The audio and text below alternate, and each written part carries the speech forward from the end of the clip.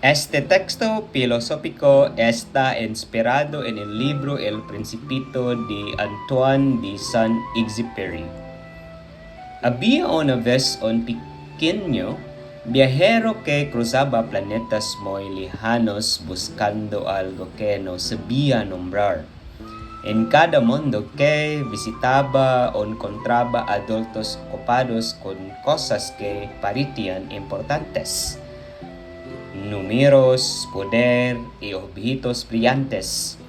Pero mientras más veía, más se daba cuenta de que muchos habían olvidado lo esencial: escuchar, mirar con el corazón y comprender en silencio. En su camino conoció a una rusa que le enseñó una lección difícil. La rusa no era perfecta ni siempre amable, pero era única porque había sido cuidada y amada. El viajero comprendió entonces que el valor de las cosas no está en su apariencia, sino en el tiempo y el cuidado que les dedicamos. Eres responsable de aquello que amas.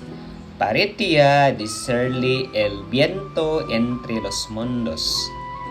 Antes de continuar su viaje, el pequeño viajero miró la tierra desde lejos y pensó: tal vez los adultos no están equivocados por completo. Solo están demasiado ocupados para recordar que fueron niños alguna vez. Y en ese momento entendió que crecer no debería significar olvidar, sino aprender a ver lo invisible en lo cotidiano.